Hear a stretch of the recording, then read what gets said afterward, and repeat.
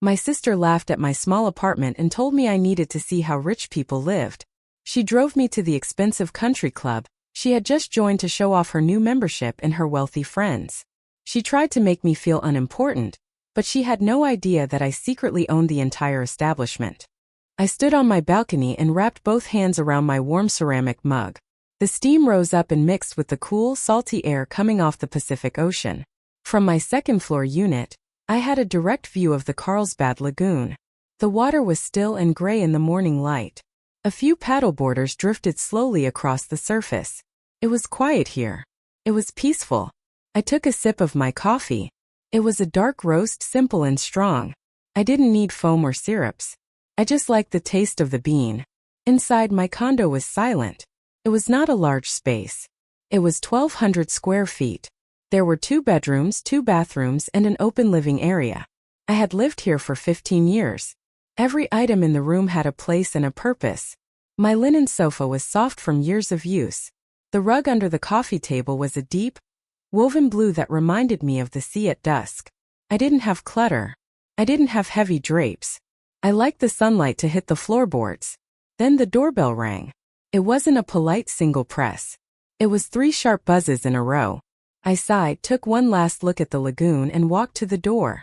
I knew exactly who was on the other side. I opened the door and was immediately hit by a cloud of heavy floral perfume. My sister Beatrice stood in the hallway. She wore a bright pink blazer with gold buttons the size of quarters. Her sunglasses were perched on top of her stiff blonde hair. A large designer logo was stamped across the front of her handbag. "Eleanor," she shouted, even though she was 2 feet away from me. She stepped inside without waiting for an invite. Good Lord, the hallway in this building always smells like boiled cabbage. How do you stand it? "Hello, Bea," I said, closing the door behind her. "It's good to see you. The hallway smells like floor wax, actually. They just cleaned it." Beatrice didn't listen. She marched into the center of my living room and spun around. Her heels clacked loudly against my hardwood floors. The sound echoed in the small space. She looked at my furniture like she was inspecting a hotel room that didn't meet her standards. "Still here," she said, shaking her head. She dropped her heavy bag onto my dining table. The metal buckles clanked against the wood. "I thought by now you'd have moved. Or at least bought some new furniture. This sofa looks like something from a garage sale." "It's Italian linen," I said calmly. I walked into the kitchen to set down my mug. "Would you like some coffee? I just brewed a fresh pot." "Coffee? No." Beatrice wrinkled her nose. "I only drink espresso now. We bought that machine I told you about. The one from Switzerland. It costs $4,000, but the crema is worth it. You probably just have a drip machine, right?" "Just a drip machine," I confirmed. I leaned against the counter and watched her. Beatrice was 68, 4 years younger than me. But she spent a lot of time and money trying to look 40. Her skin was pulled tight, and her makeup was thick. She was always moving, always fidgeting, as if stopping for a moment would make her invisible. She walked over to my sliding glass door and peered out. "The view is quaint, but you can see the neighbors right there." She pointed a manicured finger at the building next door. "Can't they see right into your living room?" "Only if I invite them to look," I said. "I like having neighbors. It feels safe." Beatrice laughed. It was a sharp barking sound. "Safe. That's a funny word for it. I call it suffocating. Mike and I were saying just the other day, poor Eleanor, stuck in that little box in Carlsbad. You know, Mike could help you. He knows real estate. He could find you something with a gate. Something with prestige." I smiled into my coffee cup. Mike, her husband, sold commercial insurance. He didn't know the first thing about the real estate market in this county. I, on the other hand, had quietly built a portfolio of commercial properties over the last 30 years that would make Mike's head spin. But Beatrice didn't know that. To her, I was just Eleanor, the widow who drove a Volvo and lived in a condo. "I'm happy here, Bea," I said. "It's paid off. It's easy to clean. It's home." "It's embarrassing," she corrected me. She turned away from the window and smoothed down her blazer. "But look, I didn't come here to fix your life today. I came to treat you." She paused for effect, waiting for me to ask. I didn't say anything. I just waited. "I'm taking you to lunch," she announced. She lifted her chin. At the Azure Coast Country Club. I felt a small spark of amusement in my chest. The Azure Coast. It was the crown jewel of the city. It sat on a cliff overlooking the ocean. It had a golf course, 3 pools, and a marble lobby that cost more than this entire building. That sounds nice, I said. Nice. Beatrice scoffed. Eleanor, it's exclusive. Do you know how hard it is to get in? The waiting list is 2 years long. Mike pulled some strings. We had to pay a $50,000 initiation fee. Cash. She stared at me, her eyes wide, waiting for me to gasp. That is a lot of money, I said evenly. It keeps the riffraff out, she said, lowering her voice. It's a different world, Eleanor. You need to see how the other half lives. Maybe it will inspire you. Maybe it will make you want to upgrade. She gestured vaguely around my living room again. I looked at her. I looked at the way she held her expensive bag like a shield. She wanted to dazzle me. She wanted to take me to a place of wealth and power so she could feel superior. She wanted to watch me feel small in a big fancy room. She had no idea. Okay, I said. Let's go. Beatrice clapped her hands. Good. But, are you wearing that? I looked down at my outfit. I was wearing cream-colored linen trousers and a soft white cotton blouse. I had on my comfortable leather loafers. Yes. Is there a dress code? Well, no, Beatrice said, looking me up and down with pity. But it's very plain. I suppose it will have to do. Just try to stand up straight. I want my friends to think you have some dignity. Your friends are coming? I asked. Linda and Susan, she said. They are high society ladies, Eleanor. Very influential. Just try not to talk about your coupons or your cat. Okay. I don't have a cat, I reminded her. Whatever, she waved her hand. Let's go. My car is out front. You'll hear it before you see it. I grabbed my purse from the hook by the door. It was a simple leather bag, no logo, just good stitching. I locked the deadbolt behind us. As we walked down the hallway, Beatrice made a point to hold her breath, pinching her nose until we reached the elevator. I walked beside her, calm and steady. I was curious to see the club. I hadn't visited the property in 6 months, not since I signed the checks for the massive lobby renovation. I wondered if the contractors had used the specific Italian marble I requested. Beatrice thought she was taking me into the lion's den to show me who was queen. She didn't realize she was walking the zookeeper right into her own cage. Beatrice's car was a bright red SUV with oversized wheels. It sat in the guest parking spot of my building, taking up 2 spaces. As we approached, she pressed a button on her key fob. The car chirped loudly, and the side mirrors unfolded automatically. Hop in, she said. Don't slam the door. The latch is sensitive. I climbed into the passenger seat. The interior smelled strongly of new leather and vanilla air freshener.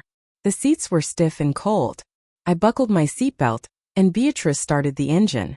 It made a low, aggressive rumble that vibrated through the floor mats. She pulled out onto the main road, accelerating quickly. My head pressed back against the headrest. Beatrice drove with one hand on the wheel, and the other resting on the center console, tapping her fingers to music I couldn't hear. We're taking the coast road, she yelled over the engine noise. It takes longer, but I want to drive past the old properties. It reminds me of how far we've come. I looked out the window. We passed the long stretch of beach where families set up umbrellas and coolers. The ocean was a deep blue today.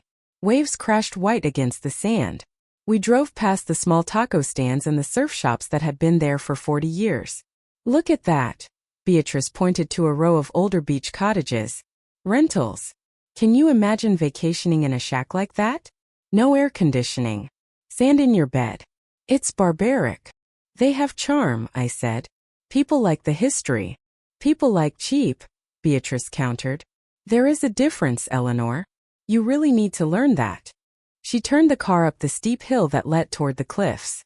The engine whined as we climbed. At the top of the hill, the gates of the Azure Coast Country Club appeared. They were tall, black iron gates with gold lettering. A guard stepped out of the booth. Beatrice rolled down her window. She didn't say hello. She just held up a plastic card. Member, she stated. Vance. The guard scanned the card and nodded. The gate swung open slowly. We drove up the long paved driveway lined with tall palm trees. The landscaping was perfect. Every bush was trimmed into a square shape. There wasn't a single brown leaf on the grass. We pulled up to the main entrance. A large stone fountain sat in the center of the circular driveway. Water sprayed high into the air and splashed down into a blue-tiled pool. Beatrice stopped the car right in front of the heavy glass doors. A young man in a white uniform jogged over to the driver's side. This was David. He was 22, a college student studying engineering. I knew this because I had approved the scholarship fund for the employees last year. Beatrice opened her door and stepped out. She didn't look at him. She simply held the keys over her shoulder, dropping them into the air. David had to lunge forward to catch them before they hit the ground. "Be careful with it," Beatrice snapped. "The last time I came here, someone changed my seat settings. Do not touch the buttons." "Yes, ma'am," David said, keeping his head down. I opened my door and stepped onto the pavement. The air up here was cooler than down by the lagoon. I walked around the car to David. "Hello, David," I said. "How is your semester going?" David looked up surprised. His face relaxed when he saw me. He smiled. "Mrs. Vance. It's going well, thank you. Physics is tough, but I'm passing." "Good," I said. "Keep going." Beatrice stopped near the glass doors. She turned around, her eyebrows pulled together. "You know the valet?" "I come here sometimes," I said simply. "I thought you said you couldn't afford a membership," she said, suspicious. "I didn't say that," I replied. "I said I was happy at home." Beatrice rolled her eyes. "Well, don't distract the staff. They have jobs to do." She turned and pushed through the glass doors. I followed her into the lobby. The renovation was finished and it was impressive. The old darkwood paneling was gone. Now the walls were covered in cream-colored stone. The floors were polished marble with gray veins running through it. A massive crystal chandelier hung from the center of the ceiling, reflecting light into every corner of the room. It smelled of fresh lilies and lemon polish. Beatrice stopped in the center of the room and spread her arms.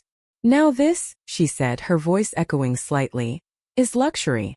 Look at the floor, Eleanor. That is imported Italian marble. You don't see this at the grocery store." I looked at the floor. I knew it was Italian marble. I had spent 3 weeks arguing with the supplier in Tuscany to get this exact shade of gray. "It's very beautiful," I said. "It creates an atmosphere," Beatrice lectured. "It says, 'You have arrived.' It says, 'You matter.'" She grabbed my arm and pulled me toward the seating area near the large windows. 2 women sat on a velvet sofa, sipping iced tea. They both had blonde hair styled similarly to Beatrice's, stiff and high. They wore silk blouses and large diamond rings that caught the light from the chandelier. "Linda." "Susan," Beatrice called out. The women looked up and smiled. It was a practiced smile, showing teeth but not reaching their eyes. "B," the woman on the left said. This was Linda. She wore a heavy gold necklace. "You're late. We almost ordered lunch without you." "I had to pick up my sister," Beatrice said. She gestured to me like I was a piece of luggage she had collected. "Ladies, this is Eleanor." I nodded politely. "Hello." Linda and Susan looked me up and down. They looked at my flat shoes. They looked at my plain white blouse. They looked at my hair, which I kept natural and gray, tied back in a simple bun. "Oh, hello," Susan said. Her voice was high and thin. "So nice to meet you. Beatrice talks about you often." "She does?" I asked. "Yes," Beatrice interrupted quickly. "I was just telling them about your place. Eleanor lives in those condos down by the lagoon. You know, the older ones near the highway." Linda's face softened into an expression of exaggerated pity. She tilted her head to the side. "Oh, the ones with the carports instead of garages? I know those. My housekeeper's niece lives in that complex." "It must be cozy," Susan added. "Downsizing is so brave. I don't think I could ever give up my walk-in closet. I have too many gowns." "Eleanor doesn't have that problem," Beatrice said with a laugh. She patted my shoulder a little too hard. "She lives a simple life. Very simple. But today I wanted her to see what she's missing. I wanted her to taste the good life." "Well, you brought her to the right place," Linda said. "The service here is impeccable. Unless you get the new girl. She's slow." I stood there listening to them. I felt the cool marble through the soles of my shoes. I looked at the fresh flowers in the crystal vase on their table. They thought I was poor. They thought I was tragic. "Shall we go to the patio?" Beatrice asked. I requested the best table. The one right by the railing. "Lead the way," Linda said. Beatrice turned to me. "Try to keep up, Eleanor. And please don't stare at people. It's rude." I didn't say a word. I just adjusted my purse strap and followed them. They walked in a tight pack, a wall of perfume and noise. I walked a few steps behind, watching the staff members pause and stiffen as Beatrice marched past them. I saw the tension in their shoulders. My sister thought this building made her important. She didn't realize that true importance wasn't about the building you were in. It was about how you treated the people who opened the door. We walked toward the Ocean Terrace, the club's main restaurant. The hallway was wide and lined with large black and white photographs of golfers from the 1950s. The smell of garlic butter and grilled shrimp grew stronger as we approached the entrance. Beatrice walked in front, her heels clicking a fast rhythm on the floor. Linda and Susan followed close behind, whispering about a sale at a boutique in La Jolla. I walked a few paces back. I looked at the photographs on the wall. I recognized the framing. I had chosen the matte black finish myself to contrast with the cream walls. At the restaurant entrance, a podium stood in front of a pair of tall mahogany doors. A young woman stood behind it. She wore a black vest and a white shirt. Her name tag read Jessica. She looked down at a large touchscreen monitor, her brow furrowed. Beatrice did not wait to be greeted. She walked right up to the wood and tapped a manicured fingernail on the surface. Click, click, click. Jessica jumped slightly. She looked up, her eyes wide. "Good afternoon," Beatrice said, though her tone was not polite. "We are ready to be seated. 4 people. We want the round table on the far corner of the patio, the one near the cliff edge." Jessica looked at the screen, then back at Beatrice. She hesitated. She shifted her weight from one foot to the other. "I apologize, ma'am," Jessica said softly. "The patio is closed for lunch today." Beatrice froze. She turned her head slowly to the side. "Excuse me. The patio is closed," Jessica repeated, her voice shaking a little. "We have a private event booked for the outdoor space. A retirement party for a local judge. We are seating everyone in the main dining room, or the lobby lounge." Beatrice's face turned a blotchy shade of pink. She stiffened her spine. "I don't think you understand. I brought a guest." She pointed a thumb over her shoulder at me. "She has never been here. I specifically promised her the ocean view. She lives in a condo facing a lagoon. She needs to see the ocean." "I'm very sorry," Jessica said, "but the doors are locked. The catering team is setting up." "Open them," Beatrice demanded. Linda stepped forward. "Surely you can make an exception, dear. We won't be in the way. We just want one table." "I can't," Jessica said. She looked miserable. "The manager gave strict instructions." Beatrice slammed her hand flat on the podium. The sound was sharp and loud. The chatter in the nearby lobby area stopped. A waiter carrying a tray of iced teas paused mid-step. "I don't care about instructions," Beatrice shouted. "Do you know who I am? I am a silver member. My husband and I paid $50,000 to join this club. We pay monthly dues that are higher than your salary. I want to sit outside." I stepped forward. The air around the podium felt thick and tense. Jessica looked like she was about to cry. She gripped the edges of the podium with white knuckles. I said quietly. I reached out and touched my sister's elbow. Her arm was rigid. "It's fine. We don't need to sit outside. The wind is picking up anyway. It might be cold." Beatrice whipped around to face me. She shook my hand off her arm. Her eyes were hard. "It is not fine, Eleanor," she snapped. "Stop settling." "The dining room is lovely," I said. "There are big windows. We can see the water from there." "That's not the point," Beatrice yelled. Her voice echoed off the marble floors. "You always do this. You accept whatever scraps people throw at you. Oh, the lagoon is fine. Oh, the hallway smells like wax, but it's fine. Oh, the indoor table is fine." She stepped closer to me. I could smell the coffee on her breath beneath the floral perfume. "This is why you are stuck, Eleanor," she said. She lowered her voice, But it was still sharp enough for Linda, Susan, and Jessica to hear. You have no fight. You have no ambition. You let people tell you no. And you just say thank you. It's pathetic. I stood very still. I looked at my sister. I saw the lines of tension around her mouth. I saw the desperate need in her eyes to control this situation, to control me. She didn't care about the view. She cared that a 20-year-old hostess told her she couldn't have something. I am happy with my life, B, I said calmly. You are invisible, she said. The word hung in the air between us. You are invisible here. You are invisible in Carlsbad. If I didn't bring you here, nobody would even know you exist. I try to help you.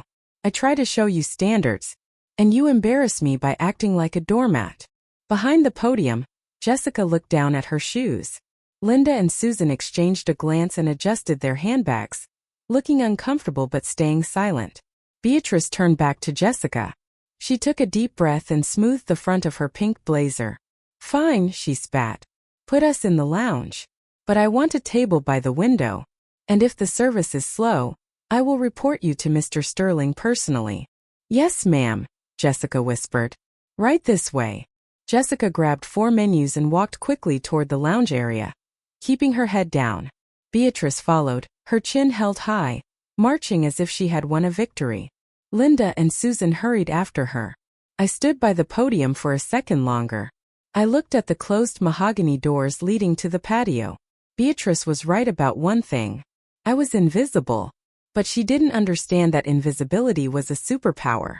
When people didn't look at you, they didn't see what you were doing. They didn't see what you were building. And they certainly didn't see whose name was on the deed in the manager's office. I adjusted my purse on my shoulder. I took a breath of the cool, conditioned air.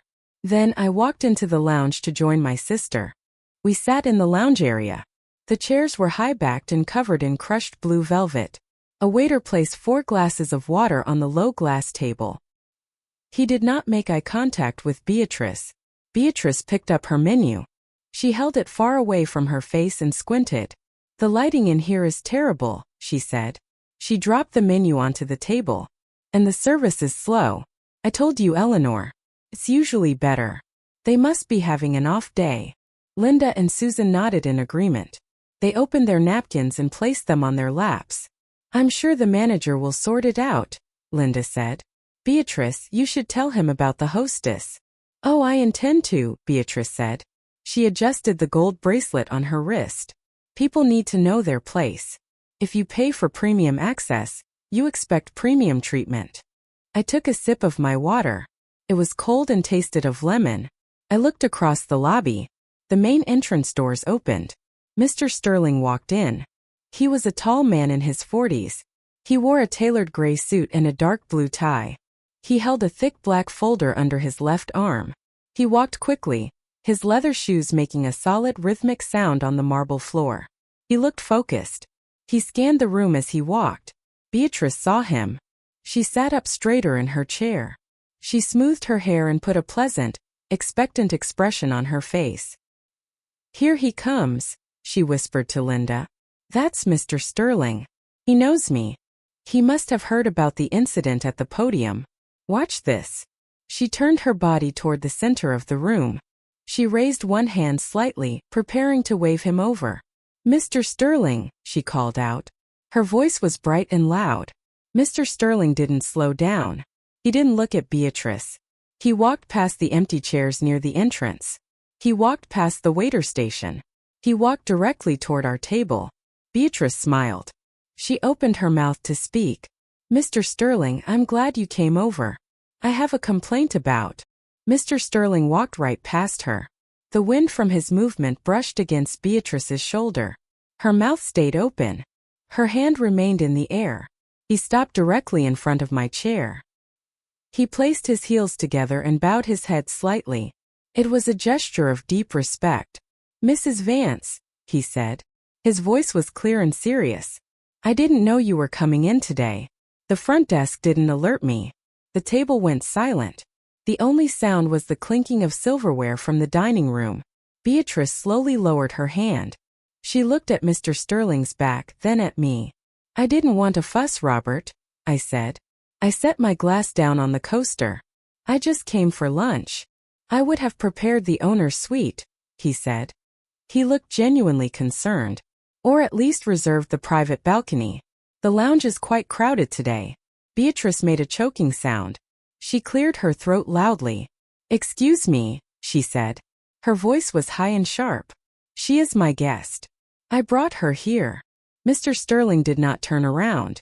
He did not acknowledge her voice. He kept his eyes fixed on me. He opened the black folder he was carrying. I'm glad I caught you actually, Mr. Sterling said to me. Regarding the deed transfer for the South Wing expansion you funded. The lawyers sent the papers this morning. Everything is finalized. He pulled a document from the folder. It had a blue seal on the corner. And the architects are ready, he continued. They want to walk you through the renovation plans for this lobby. They need your approval on the new lighting fixtures before they proceed. I looked at the document. It was the final deed of trust for the 3 acres of land adjacent to the club. I had purchased it last month to build the new tennis complex. Thank you, Robert, I said. I'll look at the lighting plans later. The current lighting seems to be bothering some of the members. I glanced at Beatrice. She was pale. Her skin looked gray under the thick makeup. Her eyes darted from Mr. Sterling to me, then back to Mr. Sterling. Owner's suite, she whispered. Renovation plans? Linda and Susan stared at me. Linda's mouth hung slightly open. Susan gripped her napkin tight in her fist. Mr. Sterling finally turned his head. He looked at Beatrice with a cool, professional expression. He looked at her the way one looks at a noisy piece of equipment. Is there a problem with the table, Mrs. Vance? He asked me, ignoring Beatrice again. The table is fine, I said. But my sister seems to think her membership allows her to yell at the staff. I'd appreciate it if you checked on Jessica at the podium. She seemed upset. Mr. Sterling's face hardened. He nodded once. I will handle it immediately. We don't tolerate harassment of our employees. Even from silver members. He closed the folder. I'll leave you to your lunch. Just sign the check to the house account as usual. Yes, I said. Thank you. Mr. Sterling bowed again and walked away toward the podium. We sat in silence. The background music played soft jazz. Beatrice stared at me. She looked stripped of her armor. Her expensive blazer and her logo-covered bag suddenly looked like costumes. You. Beatrice started. Her voice failed. She tried again. You own this. I bought the majority share 5 years ago, I said. I picked up the menu. I bought the rest last year. I like the property. The silence at the table was heavy. Beatrice stared at me with her mouth slightly open. She blinked rapidly, as if she were trying to clear a blurred image from her eyes. Her hands rested limp on the white tablecloth. Linda was the first to move. She shifted her weight in the velvet chair, turning her entire body away from Beatrice and toward me. She reached out and lightly touched the sleeve of my white blouse. Eleanor, Linda said. Her voice was suddenly warm and intimate. I was just admiring this fabric earlier. It catches the light so beautifully. Is it Italian linen? I looked at where her fingers touched my arm. Yes, it is. I knew it, Linda beamed. She looked at Susan. I told you, didn't I? You can always tell quality. It has such a refined drape. Susan nodded enthusiastically. She pushed her sunglasses up onto her head. Absolutely. So chic. Understated. That's the real style these days, isn't it? Loud logos are so overdone. Susan glanced sideways at Beatrice's bag, which was stamped with large gold letters. Beatrice saw the look. She pulled the bag off the table and set it on the floor by her feet. I didn't know you were involved with the board, Eleanor, Susan continued. Beatrice never mentioned it. I prefer to stay in the background, I said. I unfolded my napkin and placed it on my lap. But you own it? Beatrice whispered. Her voice was raspy. She took a sip of water, her hand shaking enough to make the ice cubes chime against the glass. You own the club? Since when? Investments, I said simply. I bought the land the condos sit on 20 years ago. I bought the commercial center downtown 10 years after that. Real estate is a patient game, Beatrice looked down at her plate. But you live in a 1,200 square foot unit. You drive a Volvo. I like my Volvo, I said. It's safe. The waiter returned with our lunch. He carried a large silver tray. He placed a lobster salad in front of me. He placed a burger in front of Beatrice. He refilled my water glass without me asking. Is there anything else I can get for you, Mrs. Vance? The waiter asked me. He ignored the other 3 women. No, thank you, James, I said. This looks perfect. James nodded and walked away. Linda leaned in closer over her salad. Her heavy gold necklace clicked against the edge of the table. Eleanor, she said, lowering her voice to a conspiratorial whisper. My niece Sarah. She's been on the waiting list for the club for 18 months. She's a lovely girl. Her husband is a surgeon. I took a bite of my lobster. It was fresh and sweet. The waiting list is based on vacancy, Linda. Of course, Linda said quickly. But I imagine the owner has some discretion? Just to bump her up a few spots? She would be such an asset to the membership. And the summer gala, Susan interrupted. She cut a piece of chicken but didn't eat it. I've been trying to get a table near the stage for years. Beatrice said it was impossible. But surely you have a table. I looked at them. 5 minutes ago they were pitying me. They were laughing at my small life. Now they were begging. I looked at Beatrice. She wasn't eating. She was staring at the breadbasket. She looked small. The bright pink blazer that seemed so powerful in my hallway now looked like a costume. She realized she had brought me here to show me her power, but she had only revealed her irrelevance. I don't handle the guest lists, I said to Susan. I let the management team do their jobs. I trust Mr. Sterling. Right. Of course, Susan said, retreating slightly. You're the big picture person. I respect that. Eleanor, Beatrice said. She looked up. Her eyes were wet. Why didn't you tell me? All these years. Why did you let me talk to you like that? I set my fork down. I didn't let you do anything, Bea. You chose how to talk to me. You chose to judge my home. You chose to judge my clothes. I just listened. Beatrice flinched. She looked at her friends, but they were busy eating, pretending not to hear. She was alone at the table. I wanted to help you, Beatrice muttered. It sounded like she was trying to convince herself. I wanted you to have more. I have plenty, I said. I just don't wear it. We ate the rest of the meal in a strange new reality. Linda and Susan asked me about my travels. They asked my opinion on the new lobby tile. They laughed loudly at my mild comments. Beatrice ate her burger in silence, wiping her mouth after every bite, terrified to make a mess in front of the owner. The waiter, James, returned to the table.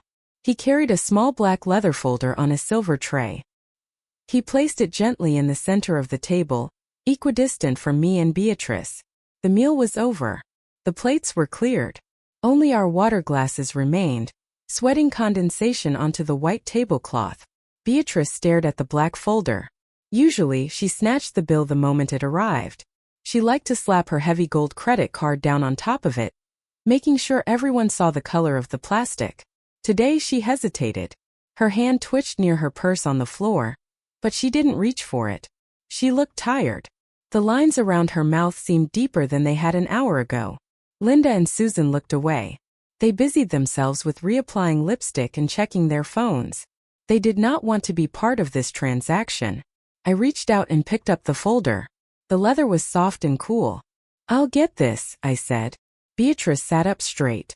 No, she said automatically. No, Eleanor. I invited you. It's my treat. I insist. She reached for her purse, her fingers fumbling with the zipper. I said I'll get it, I repeated. I opened the folder. I didn't look at the total. I pulled a pen from my purse, a simple ballpoint, and signed the bottom line quickly. James, I said, handing the folder back to the waiter who was hovering nearby. Please put this on my house account. Add a 20% tip for the service team. Certainly, Mrs. Vance, James said. He took the folder with a bow. Thank you. Beatrice stopped fumbling with her purse. Her hands dropped into her lap. She looked at me with a mix of shame and confusion. You didn't have to do that, she whispered. I have the money. You know I have the money. I stood up. I brushed a few crumbs from my linen trousers. I know you have money, Bea, I said. I looked her in the eye. But money isn't the problem. I picked up my handbag. Linda and Susan looked up at me, their eyes wide and attentive. It was lovely to meet you both, I said to them. Oh, lovely to meet you, Eleanor, Linda gushed. Truly. We must do this again. Maybe coffee next week.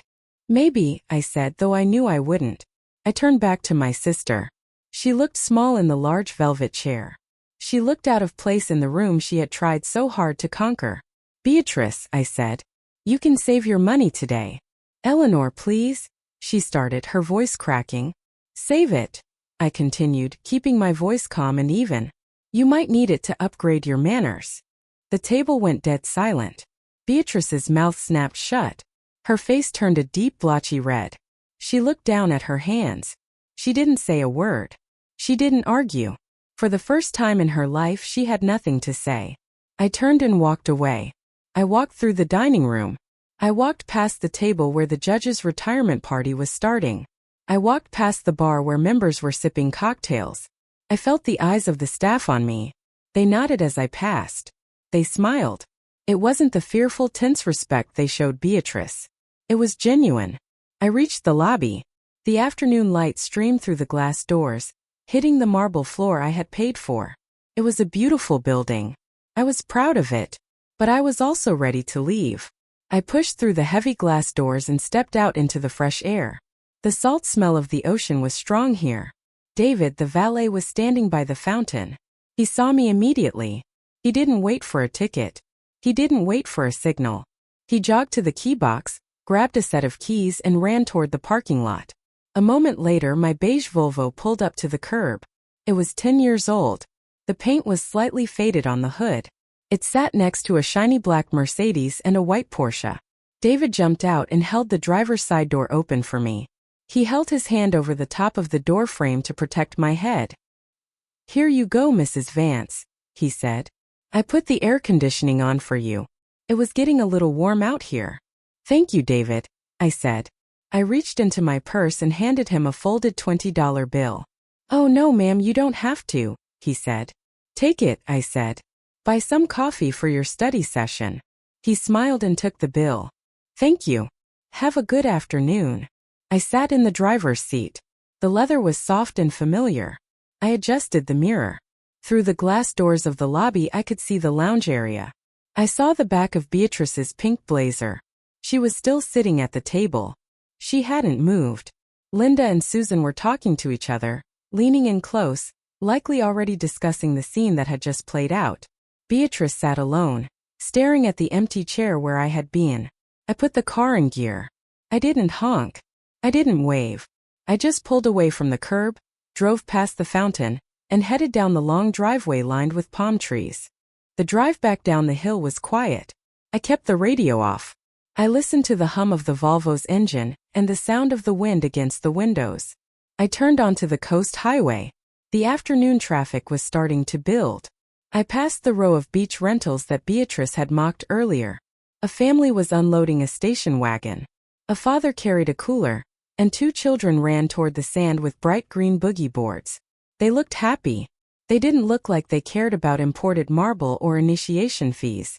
I pulled into the carport of my complex. My assigned spot was narrow, between a concrete pillar and a neighbor's sedan. I parked carefully. I turned off the engine and sat for a moment. The leather seat was warm against my back. I walked to the lobby. The smell of floor wax was still there, faint but sharp. I took the elevator to the 2nd floor. When I unlocked my front door, the silence of my condo greeted me. The air was still. The sunlight had shifted, casting long rectangular shadows across the hardwood floor. I locked the deadbolt. I placed my purse on the hook. I kicked off my loafers and stood in my socks. I walked into the living room. I looked at the linen sofa Beatrice had called a garage sale item. I sat down on it. The cushions sank under my weight. It was soft and supportive. It was mine. I went to the kitchen. I filled the kettle with water and set it on the stove. While the water heated, I opened the sliding glass door to the balcony. The breeze from the lagoon drifted in. It smelled of salt water and damp earth. I could hear the distant sound of a train horn and the soft chatter of my neighbors downstairs. My phone buzzed on the counter. I walked over and picked it up. It was a text message from Mr. Sterling. Mrs. Vance. I handled the bill. I also spoke with the staff. They appreciate your support. Jessica asked me to thank you specifically. She said you made her feel seen. I typed a short reply. Thank you, Robert. Keep up the good work. I set the phone down. I didn't check for messages from Beatrice. I knew there wouldn't be any. Not yet. She needed time to rewrite the narrative in her head. She needed time to convince herself that she had let me win, rather than the truth, that I had simply stopped playing her game. The kettle whistled. I poured the hot water over a tea bag in my ceramic mug. I watched the water turn dark brown. I walked out onto the balcony and sat in the wicker chair. I held the warm mug in both hands. I looked out at the view. The sun was beginning to lower, turning the gray water of the lagoon into a sheet of gold. It wasn't the sweeping ocean view from the country club cliffs. It was smaller. It was simpler. I thought about the deed in Mr. Sterling's office. It was just a piece of paper. It was a business arrangement. It allowed me to fund scholarships and fix buildings. But it didn't define me. Beatrice thought the size of your house determined the size of your life. She thought a $50,000 membership bought respect. She spent her days chasing an image, terrified that someone might look closely and see the cracks. I took a sip of tea. It was hot and bitter. I looked around my 1,200 square foot condo. I saw my books stacked on the table. I saw the rug I bought in Morocco. I saw the clean, empty space where clutter could have been. I didn't need a marble lobby to know who I was. I didn't need a valet to park my car to feel important. I leaned back in my chair and watched a heron land on the water.